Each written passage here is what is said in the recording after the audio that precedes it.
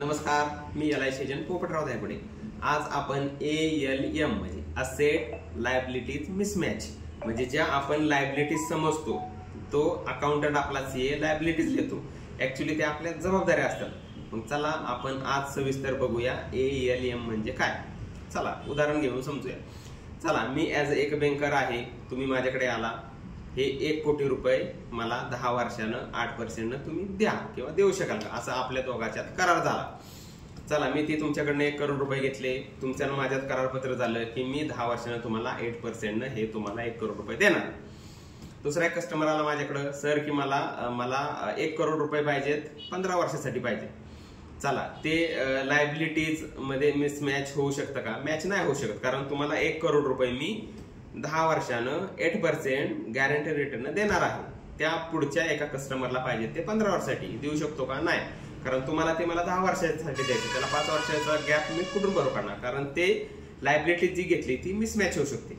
चला दुसरा एक कस्टमर आला, तो म्हटला की सर मला 5 वर्षासाठी 1 करोड रुपये पाहिजे, त्याला पण मी पैसे देऊ शकतो का? नाही देऊ शकत, कारण ते 5 वर्षांनाच पैसे रिटर्न परत बँकेकडे येणार। त्यानंतर पुढच्या 5 वर्षासाठी जे तुम्हाला आम्ही 8%चं करारपत्र दिले ते पूर्ण करू शकत नाही।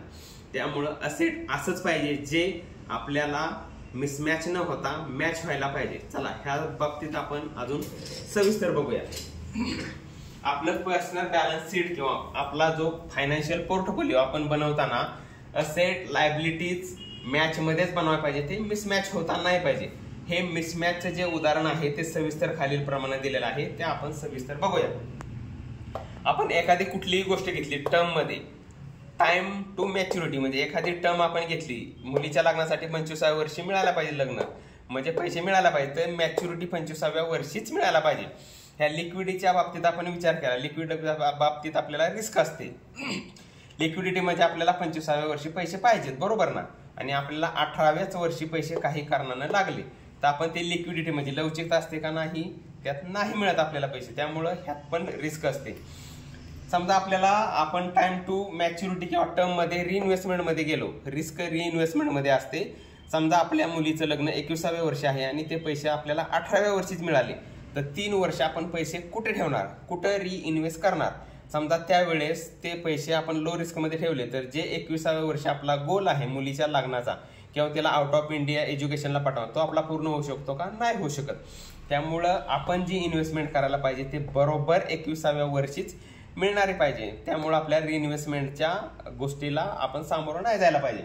अजून टर्म आणि टाइम टू मॅच्युरिटी मध्ये आपण विचार करा प्री क्लोजर कॉस्ट। समजा आपल्याला 21व्या वर्षीच पैसे आपण ते असेट करून ठेवलेलं असेल आणि आपल्याला 18व्या वर्षी पैसे पाहिजेत, तर आपल्याला 3 वर्षापूर्वीच ते आपली असेट किंवा जी काही गोष्ट केलेली आहे ती आपल्याला क्लोज करावी लागणार। त्यामुळं त्यात आपल्याला फ्री क्लोजरची कॉस्ट म्हणजे आपल्याला मिळणाऱ्या मुदतीपेक्षा कमी पैसे घ्यावे लागतात, त्यामुळं फ्री क्लोजर कॉस्टचा बी आपल्यामध्ये रिस्क असते। अमाऊंटच्या बाबतीत विचार करायचा म्हटलं तर बॉरोविंग हाय रेट्स, आपल्या मुलाला किंवा इतर कोणाला जर आपल्याला हायेस्ट एज्युकेशनला परदेशी पाठवायचं असेल आणि आपण त्याची काहीच तरतूद करून ठेवली नाही लहानपणापासून, तर आपल्याला बँकांक एज्युकेशन लोन घेऊन हाय रेटनं म्हणजे 13, 14, 15% आपल्याला ते पैसे घेऊन आपल्याला बॉरोइंग हाय रेट्सनं ते पैसे घ्यावे लागतात आणि त्याची स्वप्न पूर्ण करावी लागतात। अपॉर्च्युनिटी कॉस्ट काय असते अमाऊंट बाबतीत? समजा आपण सगळ्या जे आपले पैसे आहेत ते सगळे आपण गोल्ड किंवा जमीन ह्या सगळ्या व्यवहारात लावले तर आपल्या पुढं मुलांचे एज्युकेशन, आपली पेन्शन, ह्या ज्या इतर अपॉर्च्युनिटीज येतात त्या आपण घालवतो, त्यामुळं काही दिवसांना त्याची आपल्याला हायेस्ट किंमत मोजून कॉस्ट मोजावी लागते। इमोशनल पेन काय असतो? समजा आपल्याला एखादी मोठी गोष्ट खरेदी करायची असेल, आपण 21व्या वर्षी ती खरेदी करणार असेल आणि आपल्याला 18व्याच वर्षी पैसे लागले, तर जे आपल्याला समजा 50 लाखाची तरतूद असेल आपली आणि आपल्याला 25 लाखच मिळाले, ते 25 लाखाची आपण तरतूद कुठून करणार? हे जे इमोशनली पेन होतो, त्यामुळं आपल्याला योग्य पाथमध्ये ठरवूनच त्या गोष्टी आपल्याला कराव्या लागतील। असं ह्या सगळ्या ठरवून गोष्टी कोण करून देऊ शकतो? जो फायनान्शियल प्लॅनर आहे।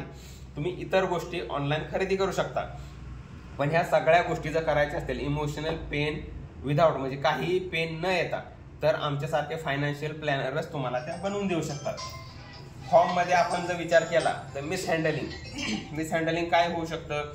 माझा एक मित्र होता, एक उदाहरण घेऊन आपण बघूया. माझा एक मित्र होता, तो MSCB मधून VRS घेतला आणि रिटायर झाला. जे काय पैसे त्याला पूर्ण मिळाले त्याचे त्यानं फ्लॅट बांधले. 5-6 लाख रुपये त्याला महिन्याला भाडं येत होतं. आम्ही ज्यावेळेस इन्शुरन्सची चर्चा करताना समोरासमोर बसलो तर ते म्हणाले की आम्हाला इन्शुरन्सची काय गरज नाही, हे 5-6 लाख रुपये भाडं येत आहे, ते माझी मिसेस व्यवस्थित हँडल करेल आणि माझ्या मुलांचं एज्युकेशन वगैरे व्यवस्थित होईल. आम्ही त्यांना म्हटलं मिस हँडलिंग हे कसं होऊ शकतं सर?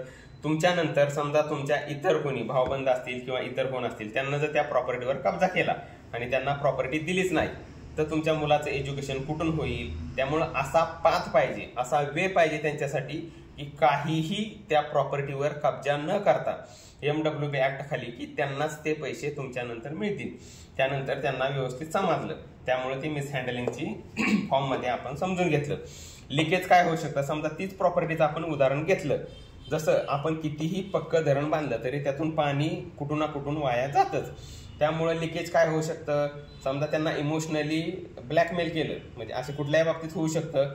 त्यांना पैसे मागितले तर ते पैसे त्यांचे ते घेऊन जाऊ शकतात. त्यामुळं येणाऱ्या फंडाला लिकेज होऊ शकतं किंवा प्रॉपर्टीतला काही भाग त्यांना घेतला कब्जा करून तर त्यातून लिकेज होऊ शकतं. व्हॅल्यू लॉसचा आपण फॉर्म मध्ये विचार केला तर काय होऊ शकतं? एखादी प्रॉपर्टी आपण 1 करोडला घेतली आणि ते डायरेक्ट प्रॉपर्टीचे रेट उतरले तर आपल्याला तीच प्रॉपर्टी कमी पैशात आपल्याला ती द्यावी लागते. त्यामुळे आपला इथं पण व्हॅल्यू लॉस होतो, म्हणजे ह्यात पण आपल्याला रिस्क आहे. असंच इन्शुरन्सच्या कुठल्याही प्रॉडक्टमध्ये एवढी रिस्क राहत नाही. टायटलमध्ये आपण विचार केला तर टायटलमध्ये रॉंग पर्सन, समजा तुम्ही एकाला तुमचे ज्या आपल्या अनटचेबल म्हणजे समजा इन्शुरन्स असेल किंवा इतर प्रॉपर्टी असेल, आपण ह्याला नॉमिनी लावू शकतो. इतर ज्या गोष्टी आहेत, लँड असेल तुमच्या किंवा इतर ज्या मोठी असेट असेल, असेट म्हणजे आपल्या ह्या पेन सारखी वस्तू असेट असेल तर आपण ह्याला असेट समजतो आणि आपल्याला ही आपली जबाबदारी आहे असं समजतो. जर रॉंग पर्सनच्या हातात पडलं तर ते आपल्याला व्यवस्थित आपल्या जबाबदारी आहेत मुलांचे एज्युकेशन वगैरे त्यांच्या हाती न पडता त्या टायटलमध्ये रॉंग जाऊ शकतं. डिले, एखादी गोष्टच आपल्याला 18व्या वर्षी पाहिजे असेल आणि आपण कुठला असेट 21व्या वर्षी ते विक्री करणार असो असं ठेवलं तर त्यातही डिले होऊन आपल्याला टायटलमध्ये उपयोग पडत नाही. मिस्ड अपॉर्च्युनिटी काय होते? एखाद्या वेळेस समजा मिस्ड अपॉर्च्युनिटी त्याला 18व्या वर्षीच पाहिजे आणि ते मिळालं नाही. कितीतरी समाजात आपण अशी उदाहरणं बघतो की वडील गेल्यानंतर त्याच्या मुलाला एज्युकेशन पूर्ण करता नाही आलं, त्याला वडिलांचा धंदा हँडल करावा लागला. चला, आपणच एक थोर हृदयरोग तज्ञ डॉक्टर नीतू मांडके होते. ज्यावेळेस ते गेले हे जग सोडून त्यावेळेस त्यांचा मुलगा इंग्लंडला शिकत होता. त्यानंतर त्याला मध्येच शिक्षण त्याचं ब्रेक करून इंडियात यावं लागलं. म्हणजे तो जो अपॉर्च्युनिटी हाय करणार होता ती मिस झाली. त्यामुळं आपण आपलं पर्सनल बॅलन्स शीट किंवा आपला फायनान्शियल पोर्टफोलिओ बनवताना असेट लायबिलिटीज मॅचेसच व्हायला पाहिजेत, त्या मिसमॅचेस व्हायला नाहीत पाहिजेत. चला, अजून आपण एक इंडियामध्ये किती मिसमॅचेस आपल्या तरतूद आहेत ते बघूया. आजकाल विचार केला मनी saving bank account current account India, म्हणजे आजपर्यंत आपल्या इंडियात फक्त बँकेच्या सेव्हिंग अकाउंटमध्ये म्हणजे वैयक्तिकरित्या कमीत कमी 39.1 ते 39.7 लाख करोड बँकेत असेच पेंडिंग आहेत, त्याला कोणीही वारस नाही.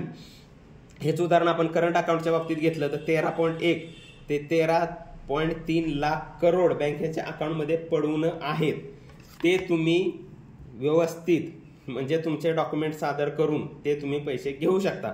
त्यामुळे इंडियामध्ये आपले एवढे असेट लायबिलिटीज मिसमॅचेस आहेत, एवढे अकाउंटला पैसे पडून आहेत.